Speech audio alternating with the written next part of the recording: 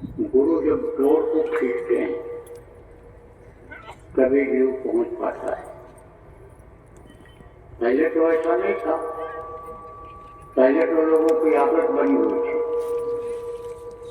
15वें दिन महीने में लोग जाते थे। कहाँ जाते थे? आश्रमों पर जाते थे। तीर्थ स्थान जो बने हुए महात्मा वहाँ रहते थे। तीर्थ स्थानों पर महात्माओं के पास जाते थे,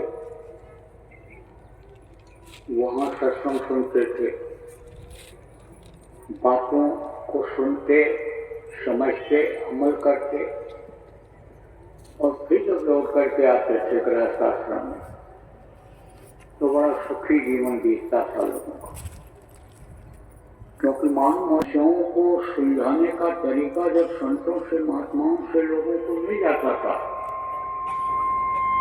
तब समस्याओं से मुक्त रहता था, रोग से निजात रहती थी। जब यह मालूम हो जाता था कि किस तरह से खाया जाए, किस तरह पहना जाए, किस तरह से रहा जाए, संयम नियम का पालन किस तरह से किया जाए, तो जब इस चीज की जानकारी हो जाती थी तो लोगों की निरोगी काया रहती थी। कहने का मतलब ये है कि बीमारियां नजदीक नहीं आती थी। जमीन का देते हैं उसको देने के लिए, टैक्स देने के लिए, बिजली का बिल भरने के लिए बच भी जाए तो उसको बरकत कहते हैं। तो बरकत कैसे मिलती थी? नियत माँ और बहन को अपनी माँ और बहन की तरह से समझते थे।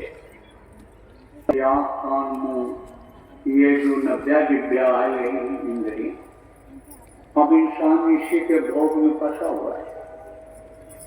अच्छी चीज देखने के चक्कर में, चाहे प्रकृति की चीजें हों, प्रकृति किसको कहते हैं? पेड़ पौधा, पहाड़ी, झरना, नदी नाले, कोई सीन देखता रहता है, जंगल में नहीं पहुंच पाता है जानवरों को देखने के लिए तो मोबाइल में ही देखता रहता है आंखों से।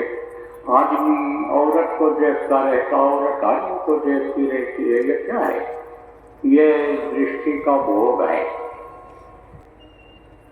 अब बुरी बातों को सुनने में मन लग गया, कान से बुरी बातों को सुनने लग गया तो बुराई ही उसको पसंद आती है। और सबसे ज्यादा जो बुराई निंदा अपमान करता है उसी के पास उसका उठना बैठना रहता है। जबान का स्वाद अगर लग गया तो बगैर मांस के खा नहीं सकता, बगैर मछली के खा नहीं सकता, अंडा के बगैर खा नहीं सकता। शराब का टेस्ट लग गया तो शराब के बगैर रह नहीं सकता है। तो ये इंद्रियों का भोग है। जीव को स्वाद मिलता है तो ये मुंह जो है यह भी एक इंद्रिय ही है, तो उसमें उसको स्वाद मिलता है तो उसमें आदमी फंस जाता है। अब ये इच्छा जो है ये कभी खत्म नहीं होती है। इच्छाएं अनंत होती हैं, इच्छा बढ़ती जाती है। और मन ये जो जीवात्मा के साथ लग गया, मन तो आदमी का भरता ही नहीं है। बल्कि यूँ सोचो कि अगर बुराइयों की तरफ बढ़ गया, भोग की तरफ अगर बढ़ गया तो वही चीजें जिनमें आदमी फंसता है, खाने पीने इंद्रियों के भोग में फंसता है, वही उसी को मन और बढ़ावा दे देता है।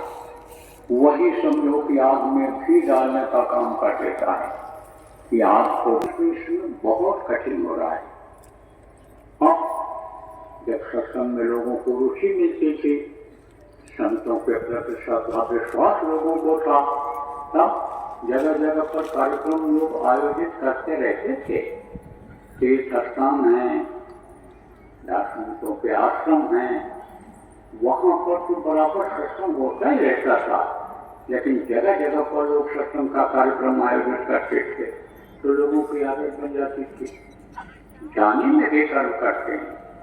आप घर से चल करके यहाँ पर आए हो तो हाथ पैर आँख कान आपका इस काम में लगा है।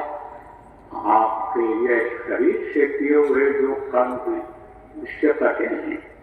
जो भी इधर उधर से आपकी मेहनत ईमानदारी की कमाई से अलग कुछ आ गया और उसको आपने खर्चा किया, खर्चा कर रहे हो रुपया पैसा, तो वो उससे जो कर्म आया वो फटता है।